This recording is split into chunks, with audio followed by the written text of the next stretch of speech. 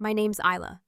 I'm 17, a junior in high school, and I've spent most of my life in the shadow of someone everyone called perfect, my older brother Miles, the golden boy, captain of the swim team.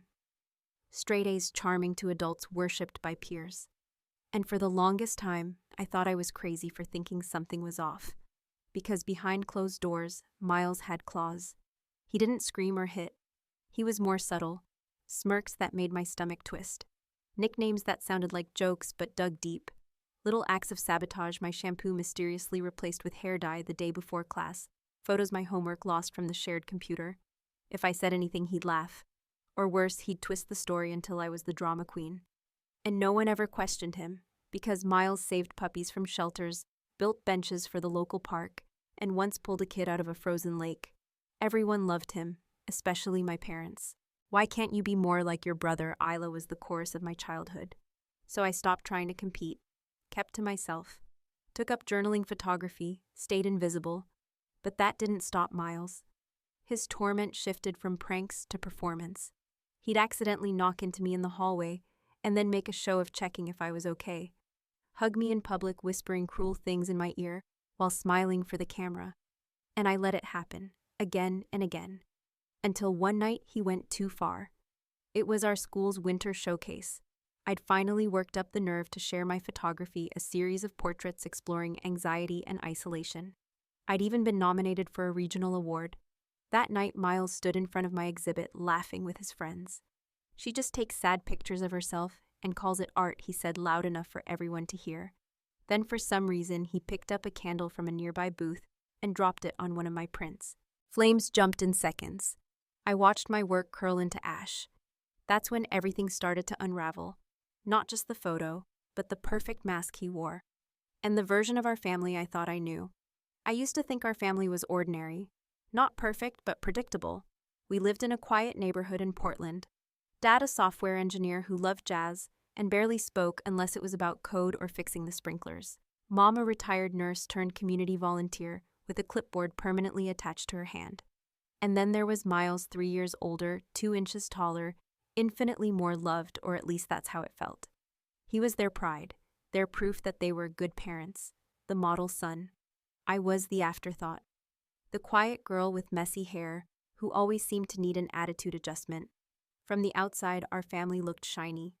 We wore coordinated outfits for holiday photos. We threw neighborhood block parties. But inside there were cracks. They were just hard to see when Miles was around, shining like a human spotlight. I wasn't the only one who noticed. Our Aunt Lydia used to visit for Thanksgiving, and one year she pulled me aside in the kitchen while Miles told a dramatic story to our cousins in the other room. "He always needs to be the star, huh?" she said with a chuckle. I just nodded. At the time, I didn't know it was a pattern, just thought he liked attention. But Miles was more than a show-off. He was strategic, calculated. He never lashed out where adults could see, only behind closed doors. He once put food dye in my shampoo, knowing I had yearbook photos the next day. When I confronted him, he raised an eyebrow and said, "Maybe you're just stressed and seeing things." And my parents believed him. "Isla, don't start drama," Mom said, sorting mail like nothing had happened.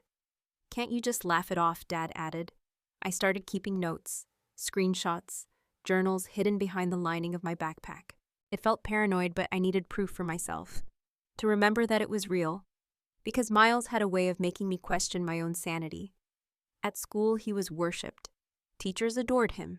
Girls crushed on him. He'd drive underclassmen home from practice and give tutoring help in the library. Everyone thought I was lucky to have him as a brother, even when he ignored me in the hallways. Even when he posted a story mocking one of my photos as emo art therapy. That post got more likes than anything I'd ever shared. I remember sitting on my bed that night, phone in hand, watching the comments pile up. One read, "Tell your sister to stick to selfies." Another, "Did she edit this with a potato?" I didn't cry. I just stared, numb, wondering why no one saw it. Why no one questioned the cruelty dressed up as humor. It wasn't always like this.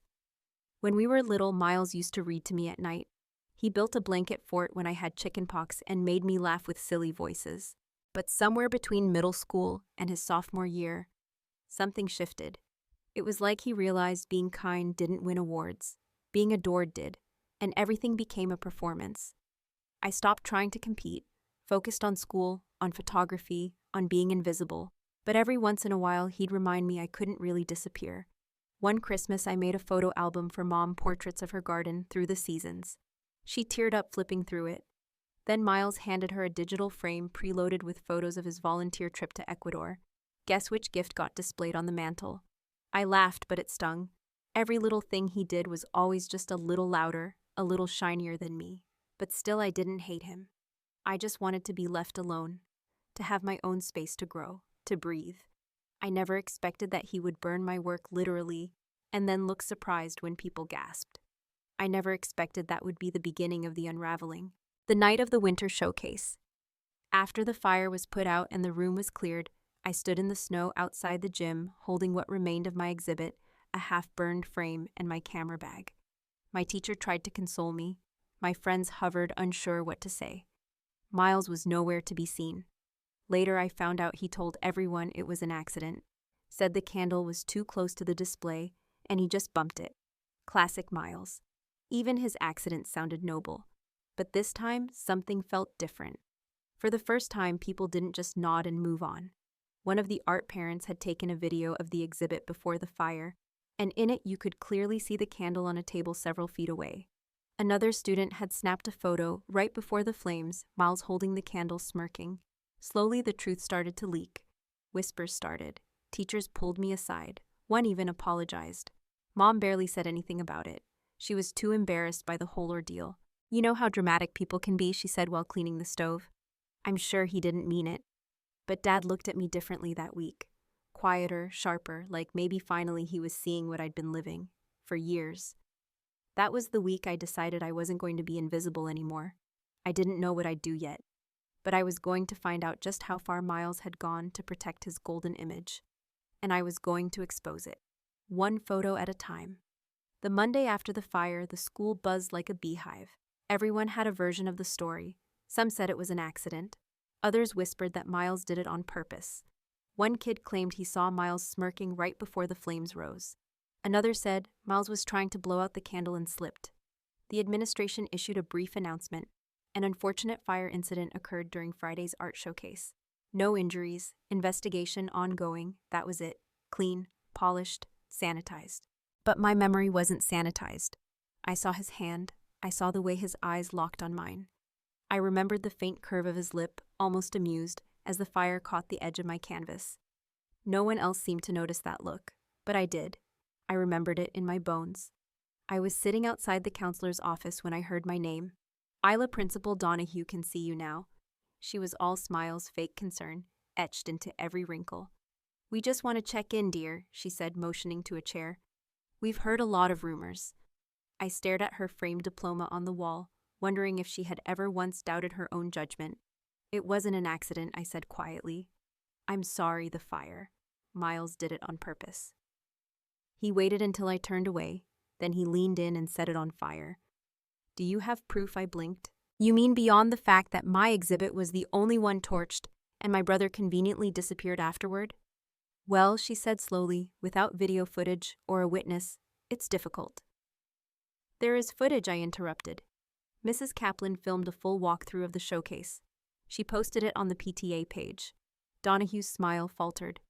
"We'll look into it." But I knew that tone. They weren't going to look into anything unless someone forced their hand.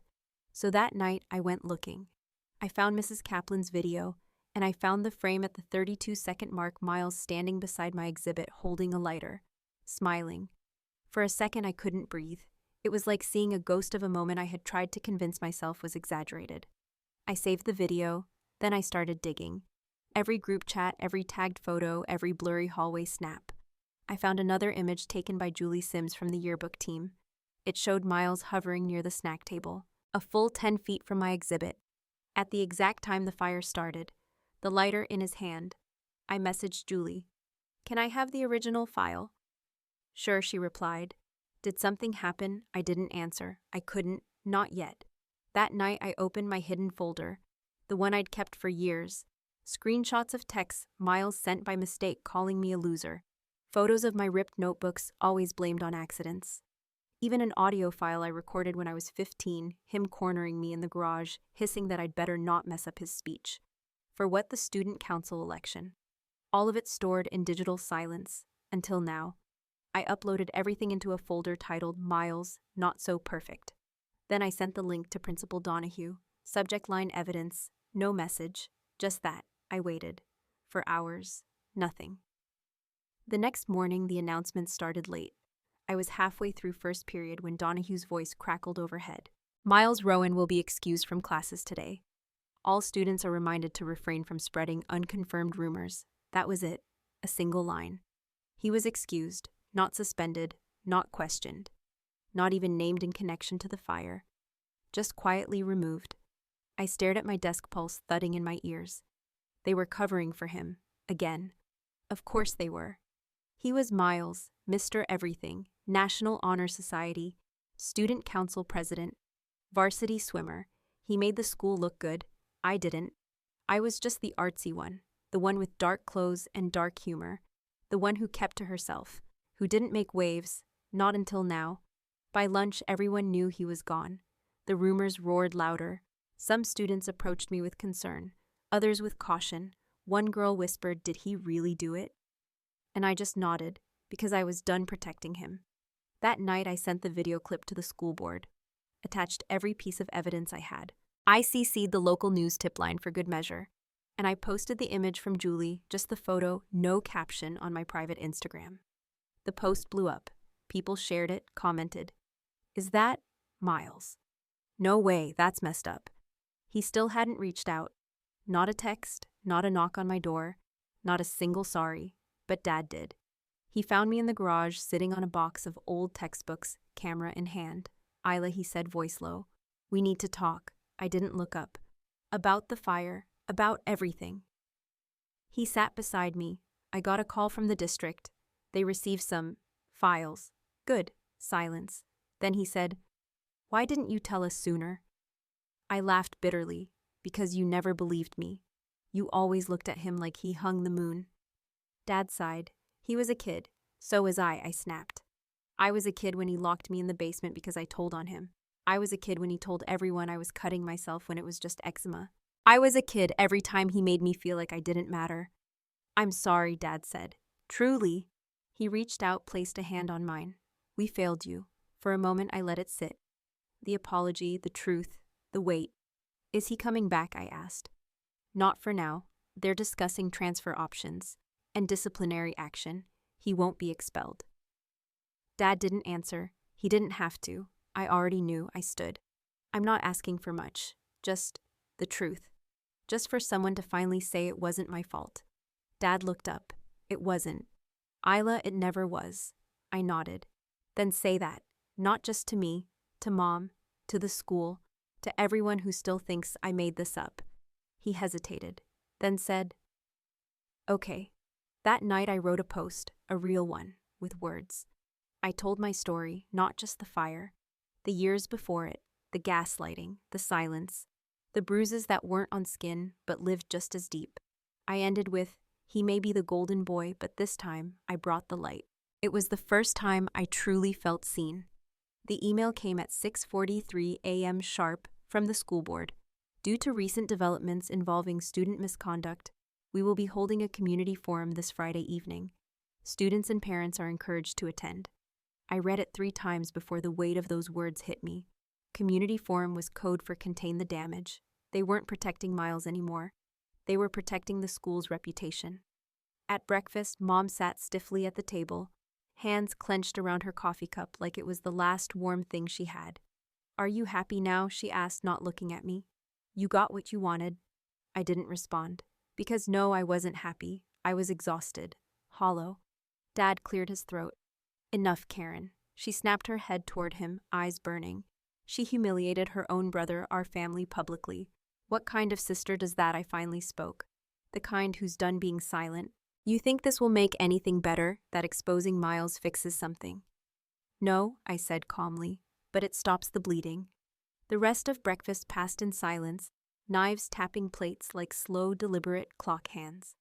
That evening, we were summoned to the counselor's office for a family dialogue. Catherine sat waiting, her notebook open, the edges already worn. Nicholas was there too, his soft voice and steady eyes now more familiar than some of my relatives. "We're not here to assign blame," Catherine began.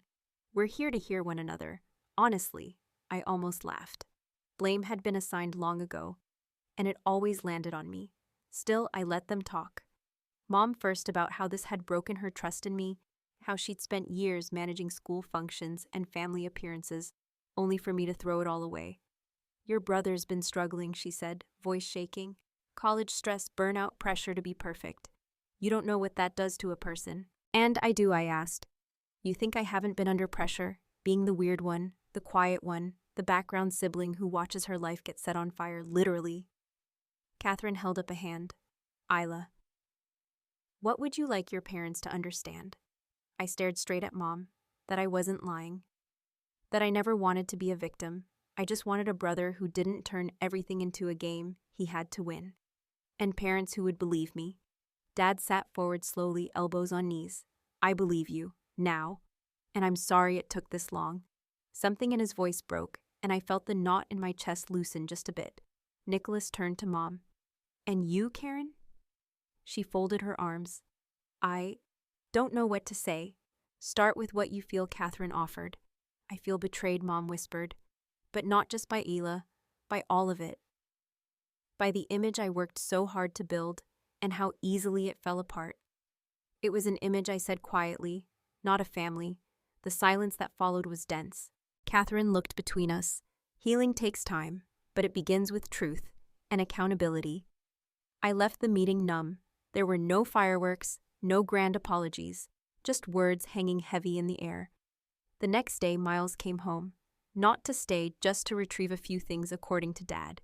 But when I heard his voice in the hallway, my skin prickled like it had back in middle school, every muscle tight. I stood in the kitchen as he entered. We hadn't spoken since the fire. He looked different, tired, thinner, like the golden boy armor had rusted. "Hey," he said. I didn't reply. He shifted his weight, eyes darting. "I saw your post." I nodded. A lot of people did. "It made me look like a monster." "Then maybe you should have acted differently." He winced. "I wasn't always like that." "You were," I said. "You just didn't have to deal with the consequences. Until now." He leaned on the counter. "Do you really hate me?" "No," I said, and surprised myself with the truth. "But I don't trust you, and I don't feel safe around you. That matters more." He opened his mouth and closed it. "I never meant for it to go that far, but it did," I replied. "And you never stopped." He nodded slowly. "I'm going to a different school next term. Private, out of state. Good." He took a breath. "Can I give you something?" I hesitated. "That depends." He reached into his bag and pulled out a small box. Inside was my old sketchbook, the one I thought I'd lost sophomore year, the one I cried over. "You took this." "I kept it," he admitted, "because I was jealous. You made things I couldn't. I didn't understand that being different didn't mean being less." I took the book but said nothing. Words were easy. Understanding, that would take longer. He left without another word. I stood there, sketchbook in hand, unsure if I felt closure or just another chapter beginning. Friday came. The community forum was packed. Teachers, parents, students, even local reporters. Catherine stood at the front, calm and composed. The principal gave a practice speech. "This incident has reminded us of the importance of emotional wellness, communication, and restorative practices. Blah, blah, blah." Then they opened the floor. I raised my hand. "Hi, I'm Isla Rowan. I'm the student whose exhibit was burned. And I just want to say this didn't start with fire. It started with silence." A hush spread. For years I endured things I shouldn't have had to. And for years no one noticed. Because I smiled. Because I didn't cause trouble. Because it was easier to believe the golden boy was just stressed. I looked around. I'm not here to tear down anyone. I'm here because the only way we heal is by telling the truth. Even when it's ugly, especially then. Some people clapped. Others just looked down. But I'd said it. All of it. And that mattered. That night I posted one final photo, a blank canvas, caption "Starting over." The first Monday back after the forum felt different, like the air in the hallways had shifted heavier, but somehow clearer. No more whispers, no more side glances, laced with confusion, just silence and space, the kind people give you when they don't know how to meet your eyes. but feel they probably should. My locker was untouched for once. No scribbled insults, no shredded flyers of my art, no gum stuck in the vents. It was almost eerie. In third period, Ms. Jensen stopped me after class. Your speech, she said carefully, placing a hand on her chest, was powerful. We're implementing new protocols because of it. I nodded, unsure what to say. Gratitude felt premature. Change was a promise, not a reality yet. The day rolled on, classes felt slower, heads turning in that quiet way when people think they're being subtle. But what caught me off guard wasn't the stares, it was the message waiting on my phone during lunch. Hi, I don't know if you remember me. This is Natalie S. from elementary. I saw the post about your brother. I just wanted to say, I believe you. He did the same to my cousin. She never spoke up. Thank you for being brave. My throat tightened. Another message came an hour later from a junior I barely knew. Then another and another, all girls, all carrying quiet stories of harm, of being silenced, of not being believed because the person who hurt them was smart. Charming celebrated. Miles hadn't just bullied me, he'd made it a pattern, and I wasn't the only one. I brought it to Catherine that afternoon. She took one look at the messages and nodded grimly. We need to go higher. This goes beyond school policy. I felt a surge of nausea. Do we report him? We report all of it, she said, but we protect you first.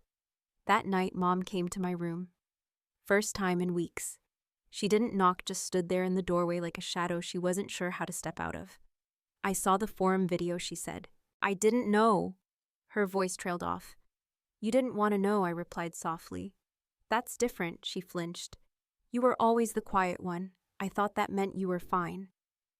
No, you thought that meant I was manageable. She looked down, twisting her wedding band like it held answers. I'm sorry, Isla. I should have seen it. I didn't want to believe your brother was capable of all this, because believing it would mean you failed. That landed. Her shoulders sagged.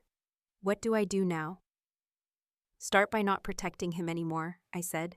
He's not the victim here. She left quietly. And I didn't cry, not that night. I felt something else instead. Control. Ownership. Like I was finally steering the story. By the weekend, the administration had opened an official Title IX investigation. More testimonies came forward, mostly anonymous, some not. Catherine compiled them into a dossier. It was thick, heavy, the weight of a decade's worth of damage. Meanwhile, Miles texted me 3 words I messed up. I didn't respond, letting silence speak for me. Dad asked if I wanted to go on a hike Sunday morning.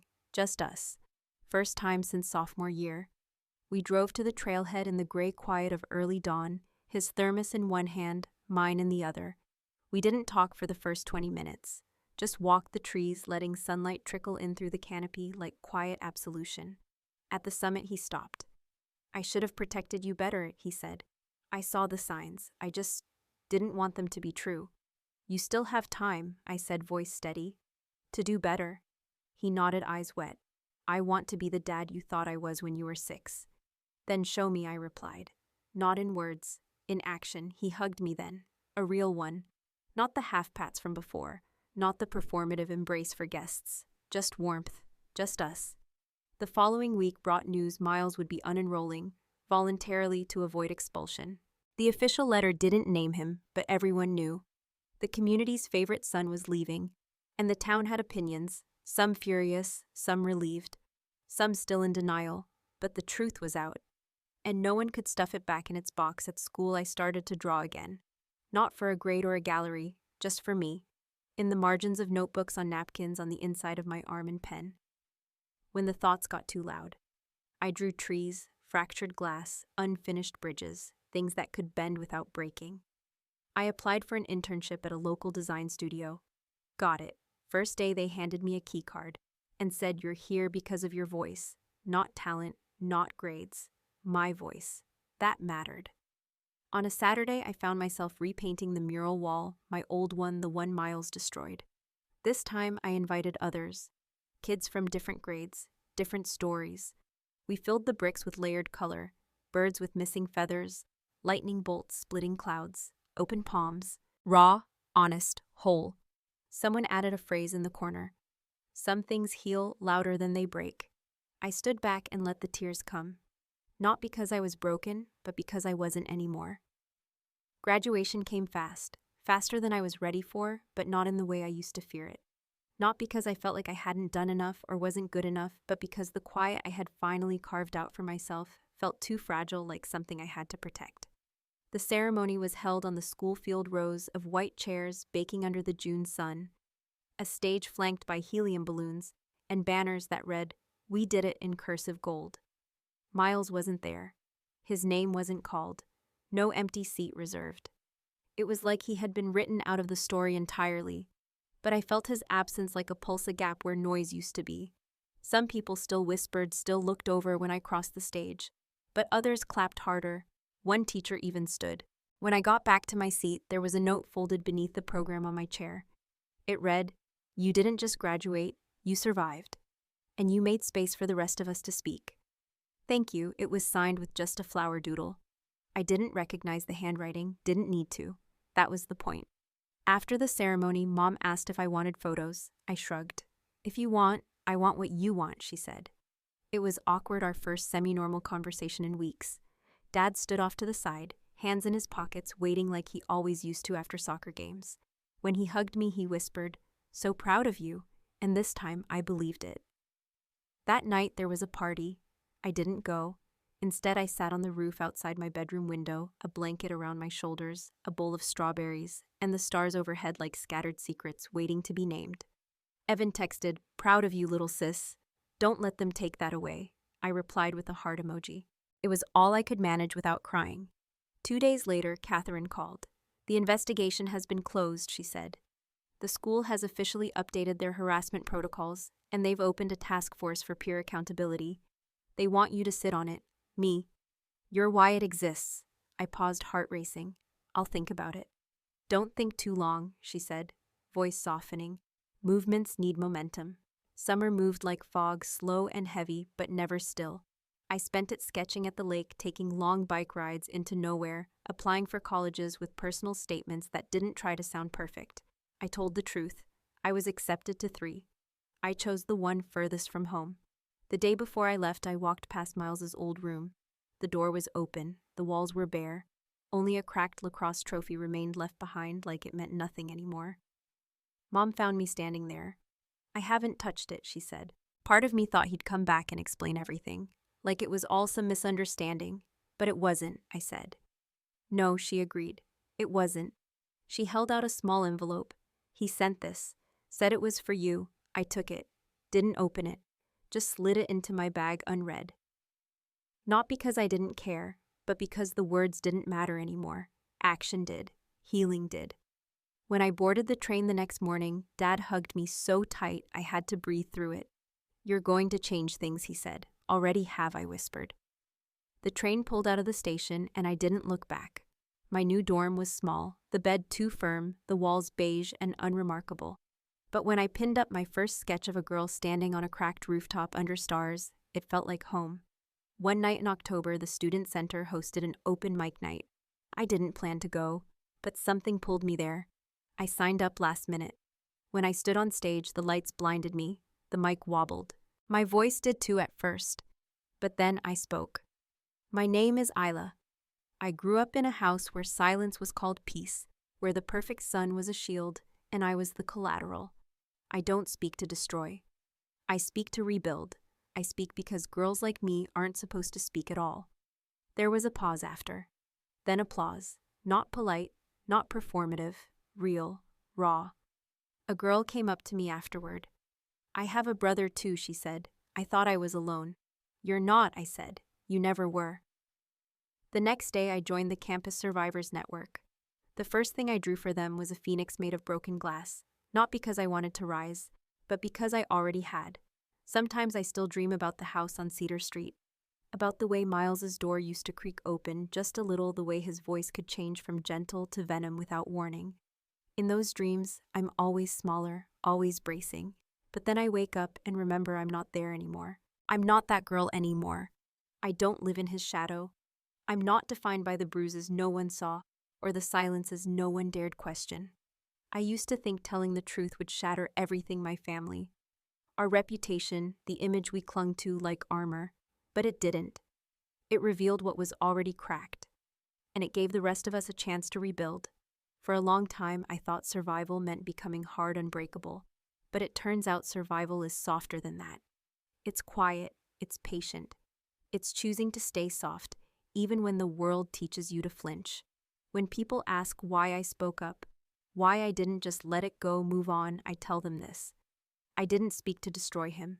I spoke to find myself, to reclaim the space I was always told I didn't deserve.